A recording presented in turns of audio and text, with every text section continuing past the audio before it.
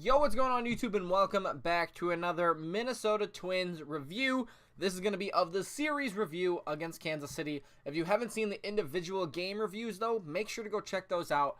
This is just going to be more of a, overview, broad, less details, I guess, but it's going to be more about the Twins and not what happened in the game. So that's just the basic overview of what this is going to be, and we are going to jump right into it. So let's go to the box score quick. We obviously know the Twins did sweep the Royals in the two games that they played during the midweek series.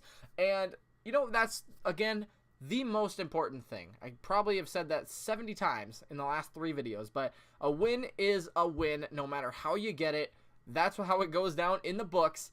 And at the end of the season, those are going to mean more than a loss, obviously, right? So to get 2 in Kansas City is huge. And thank you to Zach. He's been in the streams and been in the videos. He comments on all of them. He said, and I haven't verified this, but I'm going to go with what he said. He said that we only won 2 games in Kansas City last year. So to already match that is fantastic. I mean, let's just go through it. The Twins play the Royals 18, 17, 19, something like that times per year. So half of those games are at home, half of them are away. So if they played 18, 9 of them were on the road, 9 of them were at home. Are you kidding me that we only won 2 games in Kansas City last year? That is incredible. I mean, that's incredibly bad. But to already get 2 under the belt is great, and now we go into Philly, which is going to be it's going to be a great series. Honestly, I'm not going to push my luck too much, but it could be a World Series matchup, honestly. Everybody else in the AL is kind of struggling. Dodgers, Phillies, they're good, but the Twins are up there, right? So, it's a long season too, but a great matchup coming up. Let's jump in to batting, though. So, we know that, I'm not going to lie, we kind of struggled. However, we didn't struggle at the beginning of the game, and we were consistent through the entire game, right? We didn't do great. We got a lot more hits than, in Cleveland, but we didn't do great. We left the bases loaded 2 times. We did that in the Cleveland series as well. We're doing that too much. That's a problem. We're getting hits, and they are producing runs, right? They are producing runs. We scored 6 runs on 11 hits, I think, and then yesterday was good too. But they're just not, there's something wrong, right? I feel like there's just something that's missing or something wrong that just isn't where we need to be. Maybe what I think it is it's the top of the lineup. So you got Kepler at the top of the lineup, Polanco, then Cruz, Rosario, Astudillo, or Cron, or whoever's in that spot, and then it goes on from there. You've got Kepler in the leadoff spot, who did great in the first Kansas City game, but then struggled in the second one. He came up with the biggest hit of the game, probably, besides Rosario's, but he only got on base once, maybe twice. And for a leadoff hitter, I think we're just more maybe accustomed to seeing somebody like Buxton, who, if he was to lead off, be expecting him on base every time. Joe Mauer from last year, got on base a lot. He walked a lot. He was patient at the plate. I feel like we're just missing that, and especially in this series when, Kepler swung at the first pitch of the game in the first game. I'm not sure exactly what he did in the second game. I wasn't watching it, but for him to get way out of his comfort zone or swing way early just concerns me. And the same thing with Polanco. In this first game, he swung at the first pitch. That's a problem to me. I don't like seeing, I want to see the pitcher throw at least 10 pitches an inning, if not more. 15 would be great.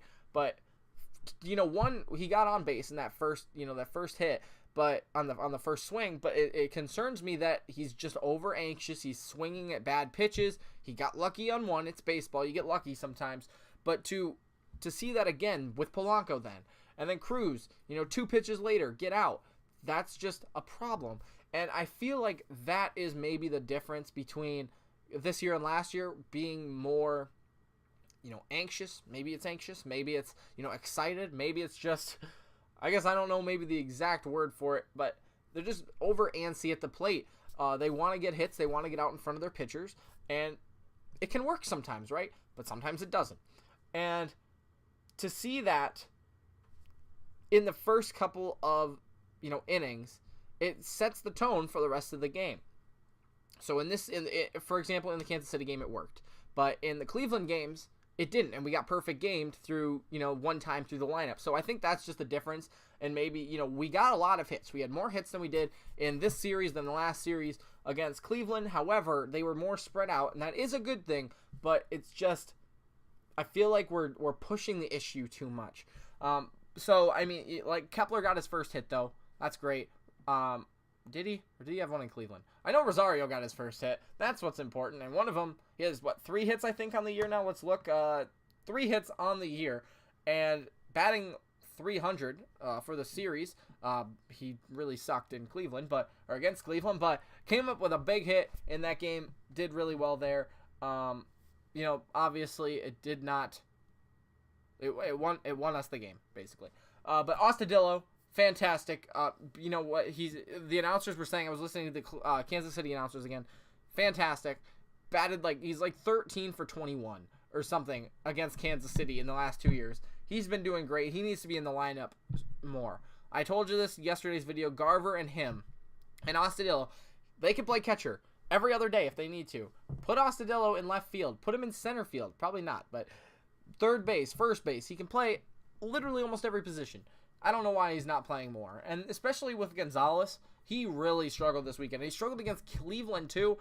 He is probably the guy who is least panned out right now. I hope he can figure it out and get going. He went 1 for 7 in the game that the 1.5 games he played. He did get, a big hit in that Cleveland series, which is a good way to start the season, but he's got to be consistent. And that worries me just a little bit, how he hasn't been able to figure it out. It's going to be a big series against Philly. Like I said, it's going to be a big series against Philly. He's going to need to step it up. Cron is going to need to step it up. Cron has left the bases loaded twice. Unfortunately, one was a line drive right to Dozier at third base. Not his fault, but for that, all these pieces are going to have to come together. And it's going to be a big issue if they can't this weekend. We're playing, area. We're not playing NOLA, which is good, unless something changes. But these pieces really have to start, really working together through the whole game. Otherwise, Arrieta will beat us. He's not as good as he used to be, but he's a good pitcher and he will beat us. If we're over anxious or if we're just, not focused, kind of, all that. So, I mean, good for the rest of the team. We had a pretty solid weekend. Everybody batted, decently well. Buxton did not get a hit in the game he played, but he did run. Got the scoring run, which is good. Castro still sucks. Andrianza, 0 for, 2? Yeah, 0 for 2. What can he do? He only got to play one game, and then Cave didn't get a hit either. But, again, I did say this in a previous video at some point this season. It is not just going to rely on one player, right? I mean, like Gonzalez, he struggles. Cave's, hasn't gotten that many at-bats. But if they fall apart, Cruz is right there to pick them up. And he's been great this season. He's getting hit every single game. But he's been great this year. Had 2 big hits. Rosario stepped it up even when, Austin didn't or Cave didn't. Everybody is working together, and that's great. So let's go on to pitching really quickly.